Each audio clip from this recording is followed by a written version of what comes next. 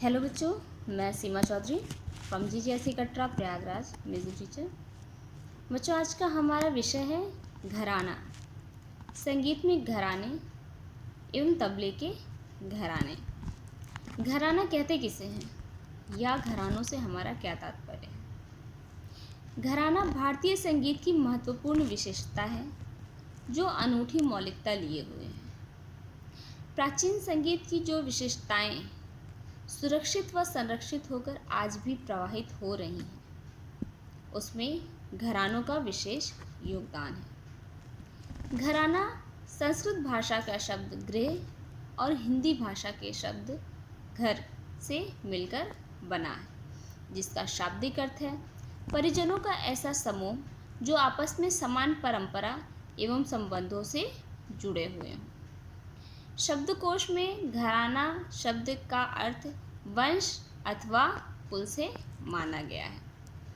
वंश अथवा कुल दो प्रकार से चलते हैं, एक तो जन्म से, दूसरा विद्या से।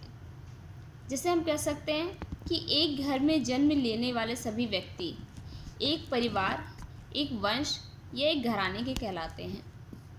उसी प्रकार से किसी एक विशिष्ट गुरु द्वारा ली गई शिक्षा दीक्षा, उसके अनवरत पीढ़ी तक चलने वाली जो वंश परंपरा के लोग हैं, उनको दी जाने वाली शिक्षा ही वंश परंपरा अथवा घराना कहलाती है।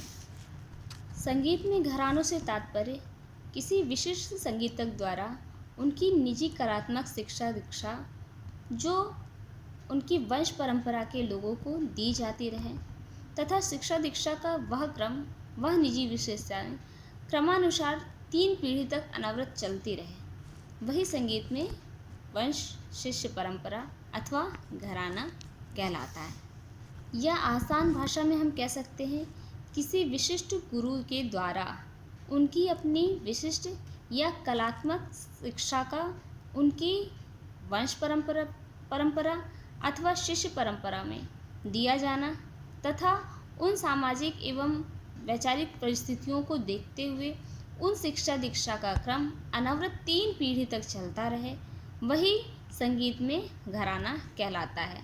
यद्यपि वंश शिष्य परंपरा 3 पीढ़ियों तक नहीं चलती है, बीच में किसी कारणवश उसका खंडन हो जाता है, तो वो वंश शिष्य परंपरा घरानों में तब्दील नहीं होती या उसे घरानों का नाम नहीं दिया जाता। जब तक कि किसी विशिष्ट गुरु द्वारा ली गई शिक्षा दीक्षा का क्रम 3 पीढ़ियों तक अनवरत चलता रहे, तभी वह घरानों की संज्ञा दी जाती है। संगीत में घराने कब से प्रारंभ हुए, इसका अभी कोई विशेष जानकारी उपलब्ध नहीं है। फिर भी विद्वानों के मतानुसार करीब 250 से 300 साल से पुरानी यह परंपरा नहीं है। यदि मध्यकाल पे नज़र डाली जाए तो वहाँ ध्रुपद की 4 वाणियाँ थीं, जिसे वर्तमान समय में 4 घरानों की संज्ञा दी जा सकती है। जिस अभिप्राय में हम संगीत में घरानों का उपयोग करते हैं, उस अनुसार 8वीं से 12वीं शताब्दी के बीच राजपूत काल में घरानों की नींव पड़ी। उस समय जो कलाकार थे वो राजपूत घरानों में राजाश्रय प्राप्त रहते थे, किंतु वो अपनी शिक्षा दीक्षा को छिपा कर रखते थे या सजो कर रखते थे। वह उसे लोगों के बीच बांटना उचित नहीं समझते थे। वे किसी अन्य जाति या अन्य समुदाय वाले लोगों के साथ भी संगीत की शिक्षा को साझा नहीं किया करते थे। यह संकीर्णता यहाँ तक बढ़ी कि वे संगीत में ग्रंथ भी नहीं लिखा करते थे। वे संगीत की शिक्षा सिर्फ और सिर्फ अपने वंश परंपरा को ही या अपनी पीढ़ी के लोगों को ही दिया करते थे। जिस वंश परंपरा में बच्चों का जन्म नहीं होता था, वहाँ पर संगीत की शिक्षा भी अवरुद्ध हो जाती थी, या कहते हैं कि वहाँ पे समाप्त हो जाया करती थी, क्योंकि वे अपनी वंश परंपरा को छोड़कर अन्य किसी वंश परंपरा को संगीत की शिक्षा नहीं दिया करते थे। यह संकीर्ण मनोवृत्ति के फलस्वरूप संगीत के क्षेत्र में घरानों की नींव पड़ी और इस परिपाटी ने संगीत के विकास को अवरुद्ध कर दिया। किंतु अंग्रेजों के समय में संगीत परंपरा अनपढ़ व्यवसायी लोगों के हाथों में पड़ गई। उनको अपना ही स्वार्थ सर्वोपरि रहता था। उन्हें जिस भी घरानों में शरण मिलती थी वे वहीं पर अपना भरण पोषण प्रारंभ कर दिया करते थे। ये तो था संगीत के घराने और उसका विकास क्रम। आइए अब बात करते हैं तबले के घरानों की। तो संगीत में तबलों के 6 घराने हैं मुख्य। वैसे तो घराने कई सारे हैं, किंतु घरानों की जो मुख्य संज्ञा दी गई है वो मुख्य 6 घरानों को दी गई है, जिनके नाम हैं दिल्ली, अजराना, लखनऊ, फर्रुखाबाद, बनारस तथा पंजाब। तो ये तबले के 6 घराने हैं। तबले का सर्वप्रथम घराना है दिल्ली घराना, जिसके संस्थापक उस्ताद सिद्धार्थ खां डाडी को माना जाता है, जिनका समय 17वीं शताब्दी के आसपास का है। उस्ताद सिद्धार्थ खां ही पहले तबला वादक हुए जिन्होंने पखावज के बोलों को तबले पर बजाने युक्त बना करके तबले की एक नवीन शैली या घरानों का जन्म दिया। उस्ताद सिद्धार्थ खां के ही वंश एवं शिष्य परंपरा के लोग देश के विभिन्न क्षेत्रों में फैल गए और वहाँ की सामाजिक परिस्थिति के अनुसार वादन शैली में कुछ परिवर्तन करके नवीन घरानों को जन्म दिया। तो तबले का जो सर्वप्रथम घराना है वह दिल्ली घराना है और दिल्ली घराना ही अन्य सभी घरानों का संस्थापक माना जाता है, क्योंकि यहीं के जो शिष्य या वंश परंपरा के लोग थे वही आगे चल के अन्य देशों में अन्य जगह स्थानों पर जा कर के नए घरानों की नींव डाली। दिल्ली घराने के बाद अजराना घराना आया।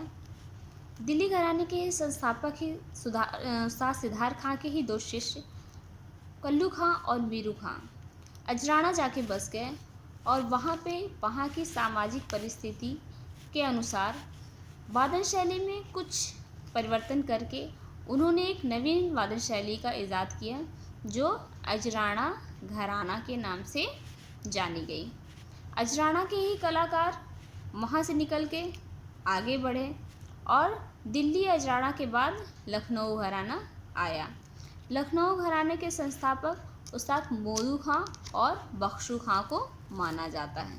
मोदू खां के ही एक शिष्य जो फर्रुखाबाद जाके बस गए, उन्होंने वहाँ पे एक नवीन वादन शैली का इजाद किया जो फर्रुखाबाद वादन शैली या फर्रुखाबाद घराने के नाम से जानी गई। वे थे पंडित हाजी विलायत अली खां जी।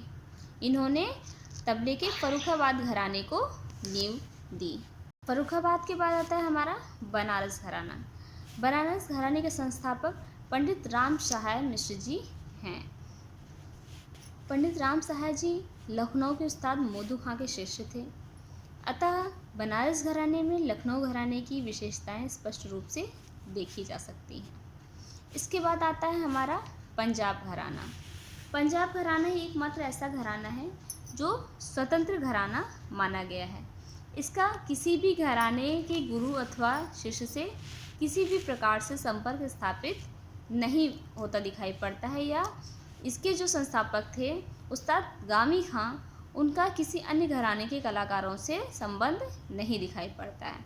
अतः पंजाब घराने को तबले का स्वतंत्र घराना माना गया है।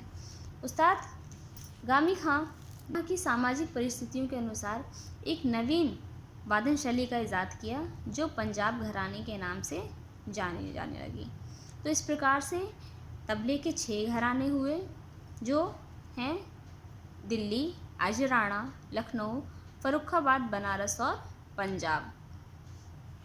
आप सभी तबले के घरानों को एक बार अच्छे से पढ़ने का प्रयास कीजिएगा और इन घरानों के संस्थापकों एवं उनके सन को विशेष रूप से याद कर लीजिएगा, क्योंकि यह एक ऐसा टॉपिक है जो बोर्ड एग्ज़ाम में अक्सर पूछा जाता है। अपने नेक्स्ट वीडियो में मैं आपको इन सभी घरानों की वादन शैली को स्पष्ट रूप से बताऊंगी।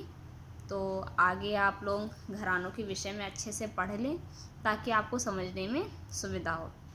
बाकी आप लोग पीछे के लेसन्स पढ़ ही रहे होंगे और जो तालों को मैंने बताया है उनकी लयकारी का भी अभ्यास करते रहिए। घर पे रहिए, सेफ रहिए।